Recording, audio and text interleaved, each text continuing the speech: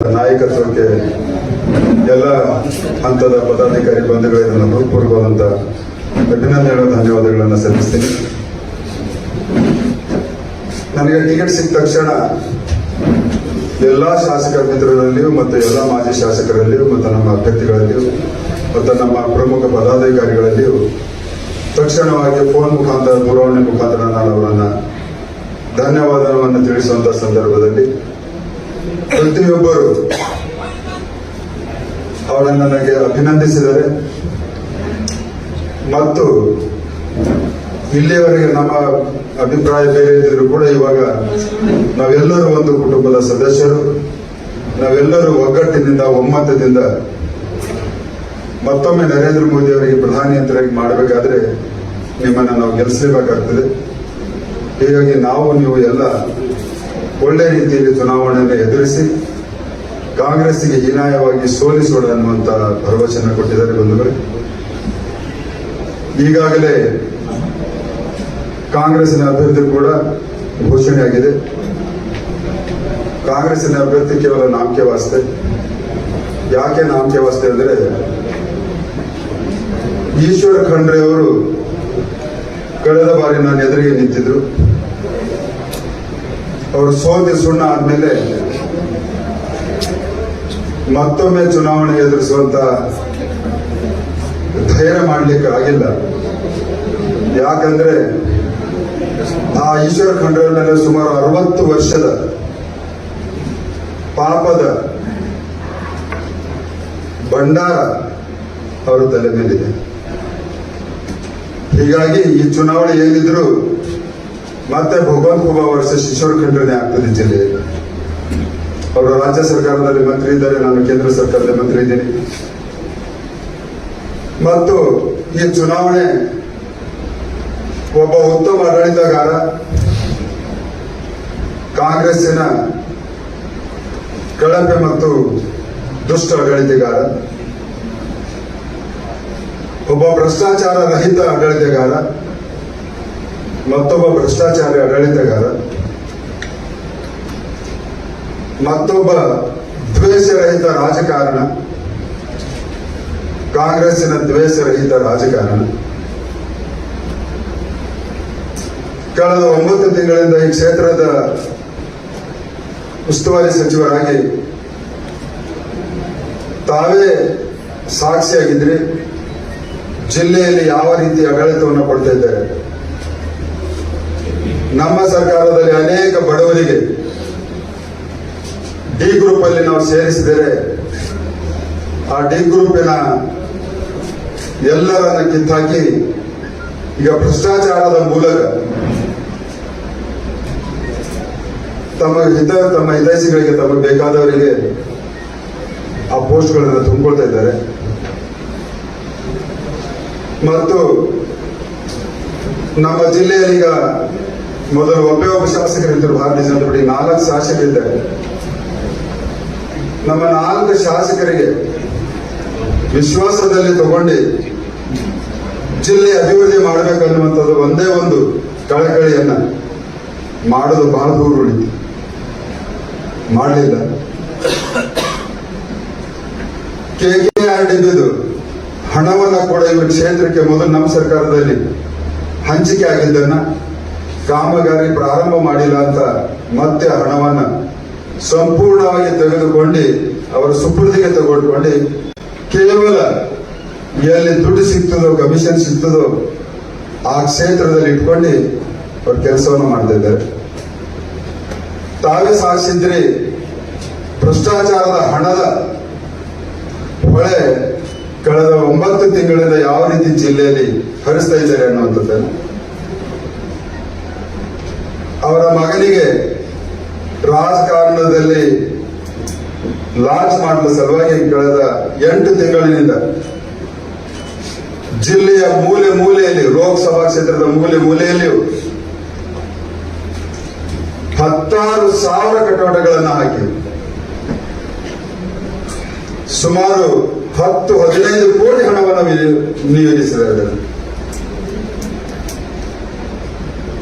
ಮನೆ ಈಶ್ವರ ಖಂಡ್ರೆ ಅವರೇ ಕೇವಲ ಒಂದು ಕಟೌಟಿಗೆ 10-15 ಕೋಟಿ ಹಣವನ್ನು ಹಾಕಿ ನೀವು ಲಾಂಚ್ ಮಾಡ್ತಾ ಇದ್ದೀರಲ್ಲ, ಸೋನಿಯಾ ಗಾಂಧಿ ಯಾವ ರೀತಿ ರಾಹುಲ್ ಗಾಂಧಿ ಅವರನ್ನ 19 ಬಾರಿ ಲಾಂಚ್ ಮಾಡಿ ಫೇಲ್ ಆಗಿದ್ರೆ 20ನೇ ಬಾರಿ ಫೇಲ್ ಆಗ್ತಿದ್ದರು, ಹಾಗೂ ನೀವು ಕೂಡ ನರೇಂದ್ರ ಮೋದಿ ಅವರ ಒಂದು ಅಲೆಯಲ್ಲಿ ಭಾರತೀಯ ಜನತಾ ಪಕ್ಷದ ಒಂದು ಉತ್ತಮ ಆಡಳಿತದಲ್ಲಿ 10 ವರ್ಷ ನನ್ನ ಒಂದು ಈ ಕ್ಷೇತ್ರದ ಸೇವೆಯಲ್ಲಿ ನೀವು ಕೂಡ ಕೊಚ್ಕೊಂಡು ಹೋಗ್ತೀರಿ ಅನ್ನೋದರಲ್ಲಿ ಎರಡು ಮಾತಿಲ್ಲ. ಈ ಚುನಾವಣೆ ಕೇವಲದ ಹಣದ ಬಲದ ಮೇಲೆ ಎದುರಿಸಲಿ ನೀವು ಹೊಂಟಿರಿ. ನಿಮ್ಮಂತ ಶ್ರೀಮಂತರು ಈ ರಾಜ್ಯದಲ್ಲಿ ಅನೇಕ ಬಾರಿ ಸೋತಿ ಸುಣ್ಣಾಗಿದ್ದಾರೆ ಅನ್ನುವಂಥದ್ದನ್ನ ನಿಮಗೆ ನೆನಪಿಸ್ಕೊಡ್ತೀನಿ. ಕಳೆದ ಬಾರಿಯೂ ಕೂಡ ನೀವು ಇದೇ ಅಹಂಕಾರದಿಂದ ನಾನು ಕೂಡ ಲಿಂಗಾಯತ ಇದ್ದೀನಿ, ಅವರು ಕೂಡ ಲಿಂಗಾಯತ, ನಾನು ವೀರಶೈವ ಲಿಂಗಾಯತ ಮಹಾಸಭಾದ ಪ್ರಧಾನ ಕಾರ್ಯದರ್ಶಿ ಆಗಿದ್ದೀನಿ, ಎಲ್ಲ ಲಿಂಗಾಯತರು ನನಗೆ ಓಟ್ ಹಾಕ್ತಾರೆ ಅನ್ನುವಂಥದ್ದನ್ನ ಜೊಂಬ ಕಚ್ಕೊಂಡು 19ರಲ್ಲಿ ನೀವು ನನ್ನ ವಿರುದ್ಧವಾಗಿ ನಿಂತ್ಕೊಂಡಿದ್ರಿ. ನಿಮ್ಮ ನಾಮಿನೇಷನ್ಗೆ ಮುಖ್ಯಮಂತ್ರಿಗಳನ್ನ ಸೇರಿ 18 ಜನ ಕ್ಯಾಬಿನೆಟ್ ಸಚಿವರು ಬಂದಿದ್ರು. ಆದರೆ ಬೀದರ್ ಲೋಕಸಭಾ ಕ್ಷೇತ್ರದ ಮಹಾಜನತೆ ಒಬ್ಬ ಸಾಮಾನ್ಯ ಕಾರ್ಯಕರ್ತನಿಗೆ 2014ಕ್ಕಿಂತ ಜಾಸ್ತಿ ಮತಗಳ ಅಂತರದಿಂದ ಗೆಲ್ಲಿಸಿ ನಿಮ್ಮನ್ನ ಸೋತು ಸುಣ್ಣಾಗಿ ಮಾಡಿದ್ದಾರೆ. ಈ ಚುನಾವಣೆಯಲ್ಲಿ ಕೂಡ ನಮ್ಮ ಸಂಘಟನೆ ಜಬರ್ದಸ್ತ್ ಇದೆ. ನಮ್ಮೆಲ್ಲ ಶಾಸಕ ಮಿತ್ರರು, ಮಾಜಿ ಶಾಸಕರುಗಳು, ನಮ್ಮ ಮುಖಂಡರು, ನಾವೆಲ್ಲರೂ ಒಗ್ಗಟ್ಟಿನನ್ನ ನೀವು ಕಲ್ಪನೆಯನ್ನ ಮಾಡಿಕೊಂಡಿದ್ದೀರಿ. ಇಲ್ಲ, ಕೆಲವು ಶಾಸಕರು ನಮ್ಮನ್ನ ಪರೋಕ್ಷವಾಗಿ ಸಹಾಯ ಮಾಡಬಹುದು ಅಂತ. ನಿಮ್ದಿದು ಭೂಲಿದೆ, ಕಪೋಕಲ್ಪಿತ ಇದೆ. ಯಾವುದೇ ಕಾರಣಕ್ಕೆ ಒಬ್ಬ ಸಣ್ಣ ಕಾರ್ಯಕರ್ತನ ಹಿಡ್ಕೊಂಡು ಶಾಸಕರ ತನಕ, ನಮ್ಮ ಹಿರಿಯ ಮುಖಂಡರ ತನಕ ಎಲ್ಲರೂ ಭಾರತೀಯ ಜನತಾ ಪಕ್ಷದ ಪರವಾಗಿ, ನರೇಂದ್ರ ಮೋದಿ ಅವರ ಪರವಾಗಿ, ಅಭ್ಯರ್ಥಿಯ ಪರವಾಗಿನೇ ತಮ್ಮೆಲ್ಲ ಶಕ್ತಿ ಹಾಕ್ತಾರೆ ಅನ್ನೋದರಲ್ಲಿ ಯಾವ ಮಾಧ್ಯಮದವರಿಗೂ, ಯಾವ ರಾಜಕಾರಣ ವಿಚಾರ ವಿಮರ್ಶೆ ಮಾಡುವವರಿಗೂ ಸಂಶಯ ಅನ್ನುವಂಥದ್ದನ್ನು ದಯಮಾಡಿ ನಿಮ್ಮ ಮನಸ್ಸಿನಲ್ಲಿ ಇರುವಂತ ಅವಶ್ಯಕತೆ ಇದೆ. ಮತ್ತೆ ಪ್ರತಿಯೊಬ್ಬ ಮತದಾರ, ಪ್ರತಿಯೊಂದು ಭಾರತೀಯ ಜನತಾ ಪಕ್ಷಕ್ಕೆ ಮತವನ್ನ ಭಗವಂತ ಖೂಬಾ ಅಭ್ಯರ್ಥಿ ಹಾಕುವುದು ಇದು ನೇರವಾಗಿ ಪ್ರಧಾನಮಂತ್ರಿ ನರೇಂದ್ರ ಮೋದಿ ಅವರಿಗೆ ಮತ್ತೊಮ್ಮೆ 3ನೇ ಅವರಿಗೆ ಪ್ರಧಾನಮಂತ್ರಿ ಮಾಡಲಿಕ್ಕೆ ಹಾಕಿದ್ದ ಹಾಗೆ ಆಗ್ತದೆ. ಹೀಗಾಗಿ ಮತದಾರ ಬಾಂಧವರಲ್ಲಿಯೂ ಕೂಡ ನಿಮ್ಮ ಮತ ಮೋದಿಗೆ, ನಿಮ್ಮ ಮತ ಭಗವಂತ ಖೂಬಾಗೆ ಎರಡು ಸಮಾನವಾಗಿರ್ತವೆ. ಅದಕ್ಕೆ ಎಲ್ಲರೂ ಈ ಸಾರಿ ಸಾಮಾನ್ಯವಾಗಿ ನಮ್ಮ ಸಹ ಕಾರ್ಯಕರ್ತರು ಚರ್ಚೆ ಮಾಡ್ತಿದ್ದಾರೆ. ಸರ್, 3 ಲಕ್ಷ ಹತ್ರ ಈ ಸರ್ತಿ ಅಂತರದಿಂದ ಭಾರತೀಯ ಜನತಾ ಪಾರ್ಟಿ ಬೀದರ್ ಲೋಕಸಭಾ ಕ್ಷೇತ್ರವನ್ನು ಗೆದ್ದಿದೆ. ಆದರೆ ಈಶ್ವರ ಖಂಡ್ರೆ ಅವರು ಅಧಿಕಾರದ ದರ್ಪ ದುರುಪಯೋಗ ಈಗಾಗಲೇ ಪ್ರಾರಂಭವನ್ನು ಮಾಡಿದ್ದಾರೆ. ನಾವು ಅದನ್ನು ಖಂಡಿತವಾಗಿ ಎದುರಿಸ್ತೀವಿ ಮತ್ತು ಕಡಿವಾಣವನ್ನು ಹಾಕ್ತೀವಿ. ಮತ್ತು ಜಿಲ್ಲಾಡಳಿತ ಕೂಡ, ತಾವುಗಳು ಕೂಡ ನಿಷ್ಪಕ್ಷಪಾತವಾಗಿ, ನ್ಯಾಯಯುತವಾಗಿ ರಾಜ್ಯ ಸರ್ಕಾರದ ಮಂತ್ರಿಗಳಾಗಲಿ, ಮುಖ್ಯಮಂತ್ರಿಗಳಾಗಲಿ ಅವರ ಒಂದು ಒತ್ತಡಕ್ಕೆ ಮಣಿದು ಯಾವುದೇ ಕಾರ್ಯವನ್ನು ಮಾಡಿದ್ರು ಕೂಡ ನಮ್ಮ ಸಣ್ಣ ಕಾರ್ಯಕರ್ತರು ಇಟ್ಕೊಂಡು ಇದನ್ನು ಸಹಿಸುವುದಿಲ್ಲ. ಮತ್ತು ನಾವು ಭಾರತೀಯ ಜನತಾ ಪಕ್ಷದವರು ಪ್ರಜಾಪ್ರಭುತ್ವದ ವ್ಯವಸ್ಥೆಯಲ್ಲಿ ನಂಬಿಕೆ ಇಟ್ಟವರು. ನಾವು ಪಾರದರ್ಶಕ ಚುನಾವಣೆಗೆ ನಾವು ಸಹಕರಿಸ್ತೀವಿ.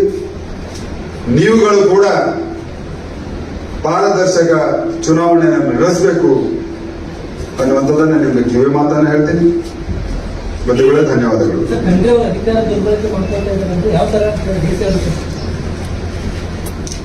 ಚುನಾವಣೆ ಬಂದಾಗ ಹೇಳಿದ್ರೆ ಇನ್ನೂ ಅನೇಕ ಉದಾಹರಣೆಗಳು ಬರ್ತವೆ. ಬರ್ತದೆ. ಕೋಡ್ ಆಫ್ ಕಂಡಕ್ಟ್ ಇದೆ ಮೇಡಮ್. ಕೋಡ್ ಆಫ್ ಕಂಡಕ್ಟ್ ಇದೆ. ಈಗ ಅನೇಕ ಉದಾಹರಣೆಗಳು ಬರ್ತವೆ. ಈಗಾಗಲೇ ನಾವು ಅನೇಕ ಪತ್ರಗಳನ್ನು ಕೊಟ್ಟಿದ್ದೇವೆ ಜಿಲ್ಲಾಡಳಿತಕ್ಕೆ. ಅವುಗಳನ್ನು ಕೂಡ ನಿಮ್ಗೆ ಸಾರ್ವಜನಿಕವನ್ನ ಮಾಡ್ತೀವಿ, ಬಿಡುಗಡೆ ಮಾಡ್ತೀವಿ. ಅವರ ಸಚಿವ ಪ್ರಭು ಚವ್ಹಾಣ್ ಟಿಕೆಟ್ ಕೊಡಬಾರ್ದು ಕಾರ್ ಬಿದ್ದ ತಕ್ಷಣ ಎಲ್ಲರೂ ಹೇಳೋದಲ್ಲ ನಾಗ್ ಶೆಟ್ಟಿ ಅವರೇ, ಕಾರ್ ಬಿದ್ದಿನ ಸಲ ಅನಾರೋಗ್ಯಕ್ಕಾಗಿರೋದ್ರ ನಾಗ್ ಶೆಟ್ಟಿ ಅವರೇ, ಅಂತದ್ದು ಏನು ಇಲ್ಲ. ಮನುಷ್ಯನಿಗೆ ಅನಾರೋಗ್ಯ ಬರುವುದು ಸಹಜವಾಗಿದೆ.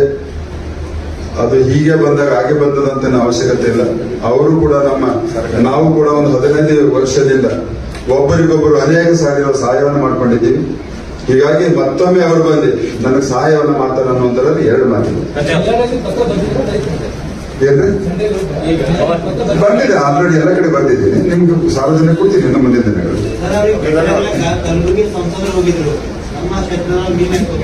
ಅವರೇ ಬರ್ತೀನಿ ಅಂತ ಹೇಳಿದ್ರೆ ನಾವು ಮಾತಾಡಿದಾಗ ಅವ್ರ ಸಮಾಜದ ಒಂದು ಕಾರ್ಯಕ್ರಮಕ್ಕೆ ಹೋಗಿ ಅಕಸ್ಮಾತ್ ಹೋಗಿದ್ರು. ನಾನು ಮಾತಾಡಿದಾಗ ಇಲ್ಲ ನಾನೇ ಬರ್ತಾ ಇದ್ದೀನಿ ಅಂತ ಹೇಳಿದ್ರು. ಹೀಗಾಗಿ ನಾವು ಮಾತಾಡಿದ್ದೇವೆ, ಎಲ್ಲರೂ ಮಾತಾಡಿದ್ರು.